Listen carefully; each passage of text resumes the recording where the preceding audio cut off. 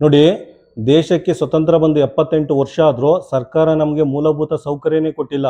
ಸಂವಿಧಾನನೇ ಹೇಳಿದೆ ಶಿಕ್ಷಣ ಮೂಲಭೂತ ಹಕ್ಕು ಅಂತ. ಸುಪ್ರೀಂ ಕೋರ್ಟು 2012ರಲ್ಲಿ ತೀರ್ಪು ಕೊಟ್ಟಿದೆ, ಗುಣಮಟ್ಟದ ಶಿಕ್ಷಣ ನಮ್ಮ ಮೂಲಭೂತ ಹಕ್ಕು ಅಂತ. ಈ ಕಡೆ ಸರ್ಕಾರ ಗುಣಮಟ್ಟದ ಶಿಕ್ಷಣನೂ ಕೊಡ್ತಾ ಇಲ್ಲ, ಮೂಲಭೂತ ಸೌಕರ್ಯನೂ ಕೊಡ್ತಾ ಇಲ್ಲ. ಇದಕ್ಕೆ ತಾಜಾ ಉದಾಹರಣೆ ಅಂದರೆ, ಈಗ ಕಳೆದ ವಾರ ಕೋಲಾರ ಜಿಲ್ಲೆಯ ಲಕ್ಕೂರು ಗ್ರಾಮದಲ್ಲಿ ಒಂದು ಸರ್ಕಾರಿ ಶಾಲೆಯಲ್ಲಿ ಓದ್ತಾ ಇರೋ 8 ವರ್ಷದ ಹುಡುಗ ಸುಧೀಂದ್ರ ಅಂತ 3ನೇ ಕ್ಲಾಸಲ್ಲಿ ಓದ್ತಾ ಇದ್ದ. ಆ ಹುಡುಗ ಸಂಪಲ್ಲಿ ಬಿದ್ದು ತೀರೋಗಿದ್ದಾನೆ. ಅವ್ರ ತಂದೆ ತಾಯಿ ಕೃಷಿ ಕಾರ್ಮಿಕರು, ಮಾಲೂರು ಅನ್ನೋ ಗ್ರಾಮದಲ್ಲಿ ಕೂಲಿ ಕಾರ್ಮಿಕರಾಗಿ ಕೆಲಸ ಮಾಡ್ತಾ ಇದ್ದಾರೆ. ಅಟ್ಲೀಸ್ಟ್ ಶಿಕ್ಷಣ ಬೇಡ, ಅಟ್ಲೀಸ್ಟ್ ಮಕ್ಕಳು ಸೇಫ್ ಆಗಿರಲಿ, ಒಂದೊತ್ತು ಊಟ ಕೊಡ್ತಾರೆ, ಹಾಲು ಕೊಡ್ತಾರೆ ಅಂತ ಸರ್ಕಾರಿ ಶಾಲೆಗೆ ಕಳಿಸಿದ್ರೆ ಅಲ್ಲಿ ಆ ಹುಡುಗ ಸಂಪಲ್ಲಿ ಬಿದ್ದು ತೀರೋಗಿದ್ದಾನೆ. ಇದು ನಮ್ಮ ಬಡ ಮಕ್ಕಳ ಸರ್ಕಾರಿ ಶಾಲೆಯ ಮೂಲಭೂತ ಸೌಕರ್ಯಕ್ಕೆ ಹಿಡಿದ ಕೈಗನ್ನಡಿ ಅಂತ ಹೇಳ್ಬೋದು ನಾವು. ಕೃಷಿ ಕಾರ್ಮಿಕರ ಮಗು ಸರ್ಕಾರಿ ಶಾಲೆಗೆ ಓದಕ್ಕೆ ಅಂತ ಹುಡುಗ ಸಂಪಲ್ಲಿ ಬಿದ್ದು ತೀರೋಗಿದ್ದಾನೆ ಅಂದರೆ ಅದಕ್ಕೆ ಜವಾಬ್ದಾರಿ ಯಾರು? ಆ ಸ್ಕೂಲ್ ಟೀಚರ್ದೇನು ಜವಾಬ್ದಾರಿ ಇಲ್ವಾ? ಅಲ್ಲಿ CRPದೇನು ಜವಾಬ್ದಾರಿ ಇಲ್ವಾ?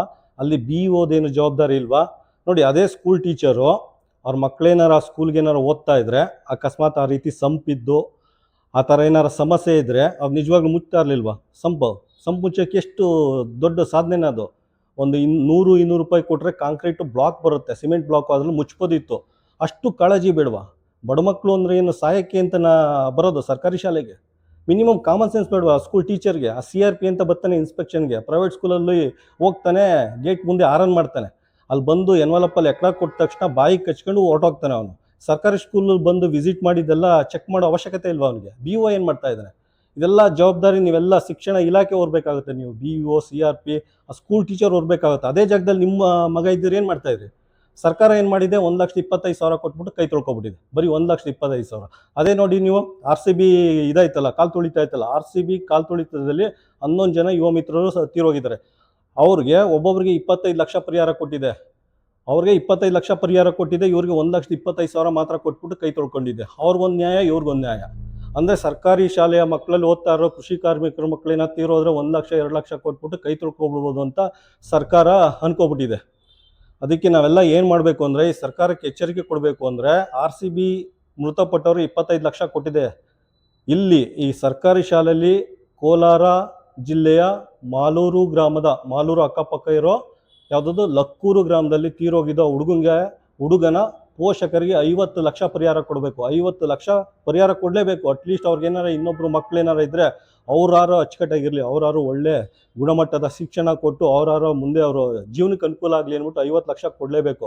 ಅದಕ್ಕೆ ನೀವೆಲ್ಲ ಏನು ಮಾಡಿ ಅಂದರೆ, ರಾಜ್ಯದ 41,905 STMC ಅಧ್ಯಕ್ಷರು, ಉಪಾಧ್ಯಕ್ಷರು, ಪದಾಧಿಕಾರಿಗಳೆಲ್ಲ ನವೆಂಬರ್ 14ನೇ ತಾರೀಕು ಮಕ್ಕಳ ದಿನಾಚರಣೆ ಅಂತ ಆಚರಣೆ ಮಾಡ್ತಾ ಇದ್ದಾರೆ.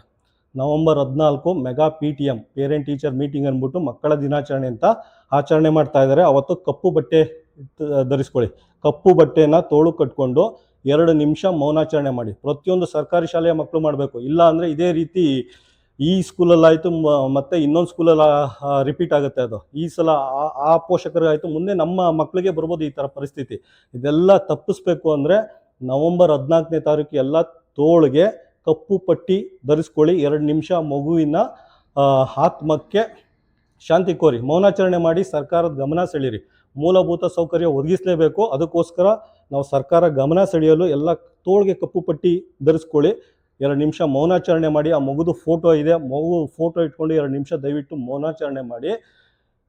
ಆಗ ಆ ಕೃಷಿ ಕಾರ್ಮಿಕರಿಗೆ ಆಯ್ತಲ್ಲ ಅನ್ಯಾಯ, ಆ ಅನ್ಯಾಯ ರಾಜ್ಯದ ಯಾವುದೇ ಸರ್ಕಾರಿ ಶಾಲೆಯಲ್ಲಿ ಯಾವುದೇ ಮಗುಗೂ ಆಗಬಾರ್ದು. ಅದಕ್ಕೋಸ್ಕರ ದಯವಿಟ್ಟು ನವೆಂಬರ್ 14ನೇ ತಾರೀಕು ಎಲ್ಲ 2 ನಿಮಿಷ ಮೌನಾಚರಣೆ ಮಾಡಿ, ಕಪ್ಪು ಪಟ್ಟಿ ಧರಿಸ್ಕೊಳ್ಳಿ, ಸರ್ಕಾರ ಗಮನ ಸೆಳೀರಿ.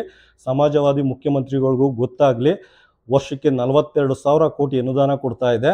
ಅನುದಾನ ಎಲ್ಲೋಗ್ತಾ ಇದೆ? ಇವ್ರ ಯೋಗ್ಯತೆಗೆ ಒಂದು ಸಂಪು ನೀಟಾಗಿ ಮೇಂಟೆನ್ಸ್ ಮಾಡೋಕ್ಕಾಗಲ್ವ? ಇದು ನಿಮ್ಗೊಂದು ಎಕ್ಸಾಂಪಲ್ ಕೊಡ್ತೀನಿ. ಈಗ ಒಂದು 2 ವರ್ಷದಿಂದ ಮಂಡ್ಯದಲ್ಲಿ ಶಂಕರ ಮಠ ಅಂತ ಐತೆ, ಅಲ್ಲೊಂದು ಸರ್ಕಾರಿ ಶಾಲೆ ಇದೆ. ಹಿಂಗೆ ನಾನು ಯಾವತ್ತೂ ದೇವಸ್ಥಾನಕ್ಕೆ ಹೋಗಲ್ಲ, ಸ್ಕೂಲ್ಗಳು ಹೋಗ್ತಾ ಇದ್ದೀನಿ, ಸರ್ಕಾರಿ ಸ್ಕೂಲ್ ಎಲ್ಲೋದ್ರೂ ಅಲ್ಲಿ ಹೋಗ್ತೀನಿ, ಅಲ್ಲೆಲ್ಲ ನೋಡ್ಕೊಬರ್ತೀನಿ. ಅಲ್ಲೂ ಹಿಂಗೇನೆ ಒಂದು ಸಂಪಿತ್ತು, ಈಗಲೂ ಇದೆ ಸಂಪು, ಹೋಗಿ ನೋಡ್ಕೊಬನ್ನಿ. ಶಂಕರ ಮಠ ಇದರಲ್ಲಿ ಯಾವುದೋ ಚಿಕ್ಕಮಂಡ್ಯ ಕೆರೆ ಹತ್ರ ಬರುತ್ತೆ, ಅಲ್ಲೊಂದು ಸಂಪಿತ್ತು, ಓಪನ್ ಇತ್ತು ಇದೇ ಥರ. ಅದೊಂದು 5-6 ಅಡಿ ಆಳ ಇದೆ ಸಂಪು, ಕೆಳಗಡೆ ಎಲ್ಲ ನೀರು ತುಂಬಿದೆ ಮಳೆ ಬಂದು. ನಾನು ಯೋಚನೆ ಮಾಡಿಬಿಟ್ಟು BO ಫೋನ್ ಮಾಡಿದೆ. ಅವ್ರು ಹೇಳಿದ್ರು ಸರ್ಕಾರ ಅನುದಾನ ಕೊಡ್ತಾ ಇಲ್ಲ ಅಂತ. ಈ ಅಯೋಗ್ಯರು ನೋಡಿ, ಅವರ ಅಯೋಗ್ಯರು ಹೇಳಿಕೆ ನೋಡಿ. ಒಂದು 100-200 ರೂಪಾಯಿ ಕಾಂಕ್ರೀಟ್ ಒಂದು ಚಪ್ಪಡಿ ಹಾಕಕ್ಕೆ ಸರ್ಕಾರದ ಅನುದಾನ ಬೇಕಂತೆ ಈ ಅಯೋಗ್ಯರು ಇವ್ರ ಮಕ್ಕಳು. ಆಮೇಲೆ ನನಗೆ ಕೋಪ ಬಂದು ಕೇಳಿದೆ, ನಿಮ್ಮ ಮಕ್ಳು ಎಲ್ಲಿ ಓದ್ತಾ ಇದ್ದಾರೆ ಅಂತ. ಅವ್ರ ಮಕ್ಕಳು ಕೇಂದ್ರೀಯ ಶಾಲೆಯಲ್ಲಿ ಓದ್ತಾ ಇದ್ರಂತೆ. ಇವ್ರ ದುರಹಂಕಾರ ನೋಡಿ, ದುರಾದೃಷ್ಟ. ಸರ್ಕಾರಿ ಶಾಲೆಯ ಮಕ್ಕಳು ಓದ್ತಾ ಇದ್ದಾರೆ ಅಂದರೆ ಜಾನುವಾರುಗಳು ಅಂತ ತಿಳ್ಕೊಬಿಟ್ಟಿದ್ದಾರೆ ಇವರು. ನೀವು ಈಗ ಒಂದು ತಿಂಗಳಾಗಿರ್ಬೋದು, ಮಂಡ್ಯ ಶುಗರ್ ಫ್ಯಾಕ್ಟ್ರಿಲಿ ಒಂದು ದನಗಳು ಇದು ಕಬ್ಬನ್ ಗಾಡಿ ಹೋಗ್ತಾ ಇತ್ತು ಒಳಗಡೆ, ಅದು ಜಾರ್ ಬಿದ್ದು ಒಂದು ದನ ಇದೇ ಆಯ್ತದೆ, ಒಂದು ಕಾಲು ಮುರಿದೋಯ್ತು ದನಕ್ಕೆ. ರೈತ ಸಂಘದ ಹೋರಾಟಗಾರರು ಹೋರಾಟ ಮಾಡಿ ಅವ್ರಿಗೆ 60,000 ಪರಿಹಾರ ಕೊಟ್ಟಿದ್ದಾರೆ. ಒಂದು ಜಾನುವಾರಿಗೆ, ಒಂದು ದನಕ್ಕೆ ಏಟಾಗಿದ್ದಕ್ಕೆ 60,000 ಪರಿಹಾರ ಕೊಟ್ಟಿದ್ದಾರೆ. ಈ ಸರ್ಕಾರ ನೋಡಿ 1,25,000 ಕೊಟ್ಬಿಟ್ಟು ಕೈ ತೊಳ್ಕೊಂಡಿದೆ. ಇದು ಯಾವುದೇ ಕಾರಣಕ್ಕೂ ಸಾಧ್ಯವಿಲ್ಲ. ಸರ್ಕಾರ 50 ಲಕ್ಷ ಪರಿಹಾರ ಕೊಡಬೇಕು. ಅಲ್ಲಿಗಂಟ ಕರ್ನಾಟಕ ರಾಜ್ಯ STMC ಸಂಘ ಹೋರಾಡೇ ಆಡ್ತೀವಿ ಅಂತ ನಾನು ಈ ಮೂಲಕ ಎಚ್ಚರಿಕೆ ಕೊಡ್ತಾ ಇದ್ದೀನಿ ಸರ್ಕಾರಕ್ಕೆ. ಆದ್ದರಿಂದ ದಯವಿಟ್ಟು ರಾಜ್ಯದ ಎಲ್ಲ STMC ಅಧ್ಯಕ್ಷರು, ಸರ್ಕಾರಿ ಶಾಲೆಯಲ್ಲಿ ಓದ್ತಾ ಇರೋ ಮಕ್ಕಳು, ಪೋಷಕರು ದಯವಿಟ್ಟು ಇದನ್ನು ತಿಳ್ಕೊಳ್ಳಿ. ನಿಮಗೆ ಶಿಕ್ಷಣ ಮೂಲಭೂತ ಹಕ್ಕು, ಸರ್ಕಾರ ಕೊಡಲೇಬೇಕು. ಗುಣಮಟ್ಟದ ಶಿಕ್ಷಣನೂ ಮೂಲಭೂತ ಹಕ್ಕು, ಸರ್ಕಾರ ಕೊಡಲೇಬೇಕು. 42,000 ಕೋಟಿ ಅನುದಾನ ಕೊಡ್ತಾ ಐತೆ. ಅದನ್ನು ಸರಿಯಾಗಿ ಏನಾರ ಬಳಸ್ಕೊಂಡ್ರೆ ನಾವು ಪೂರ್ತಿ ದೇಶಕ್ಕೆ ಮಾದರಿ ಆಗ್ಬೋದು.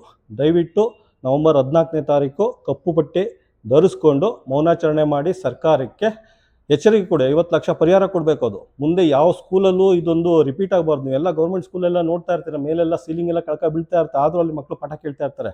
ಮಳೆ ಎಲ್ಲ ಬಂದು ಕೆರೆ ಥರ ಆಗಿರುತ್ತೆ, ಹಾವು ಚೇಳು ಎಲ್ಲ ಸ್ಕೂಲಿಗೆ ಬರ್ತಾ ಇರುತ್ತೆ. ಅದು ನಾನೇ ಕಣ್ಣಾರೆ ನೋಡಿದ್ದೀನಿ. ಇಲ್ಲಿ ಮಂಡ್ಯ ಶುಗರ್ ಫ್ಯಾಕ್ಟ್ರಿ ಹತ್ರ ಒಂದು ಸ್ಕೂಲ್ ಇದೆ, ಶುಗರ್ ಫ್ಯಾಕ್ಟ್ರಿ ಪಕ್ಕನೇ ಒಂದು ಗೌರ್ಮೆಂಟ್ ಸ್ಕೂಲ್ ಇದೆ. ಆ ಸ್ಕೂಲ್ಗೆ ವಿಸಿಟ್ ಮಾಡಿದೆ. ಆಗ CRP ಬಂದಿದ್ದ, ಅಲ್ಲೊಬ್ಬ CRP ಅವನು ಬಂದಿದ್ದ.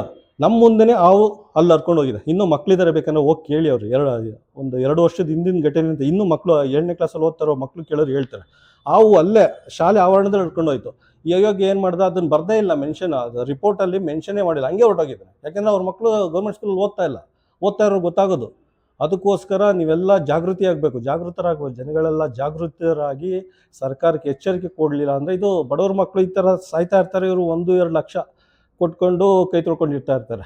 ಅದರಿಂದ ದಯವಿಟ್ಟು ಎಲ್ಲ ರಾಜ್ಯದ ಎಲ್ಲ STMC ಅಧ್ಯಕ್ಷರು, ಸರ್ಕಾರಿ ಶಾಲೆ ಓದ್ತಾ ಇರೋ ಪೋಷಕರೆಲ್ಲ ನೀವೆಲ್ಲ ಮಕ್ಳಿಗೆ ಹೇಳಿ, ಮಕ್ಕಳು ಕಪ್ಪು ಪಟ್ಟಿ ಧರಿಸ್ಕೊಂಡು ಸ್ಕೂಲ್ಗೆ ಹೋಗಿ ಆ ಮಗುಗೆ 2 ನಿಮಿಷ ಮೌನಾಚರಣೆ ಮಾಡಿ ಸರ್ಕಾರಕ್ಕೆ 50 ಲಕ್ಷ ಪರಿಹಾರ ಕೊಡಲೇಬೇಕು ಆ ಪೇರೆಂಟ್ಗೆ. ಕೃಷಿ ಕಾರ್ಮಿಕ ಮಕ್ಕಳು ಅಂದ್ರೆ ಏನು ಜಾನುವಾರುಗಳನ್ನ ಬರೀ 1 ಲಕ್ಷ 2 ಲಕ್ಷ ಕೊಟ್ಬಿಟ್ಟು ಕೈ ತೊಳ್ಕೊಳ್ಳೋಕ್ಕೆ 50 ಲಕ್ಷ ಕೊಡಲೇಬೇಕು. ಅಲ್ಲಿವರೆಗೂ ಹೋರಾಟ ಮಾಡೇ ಮಾಡ್ತೀವಿ.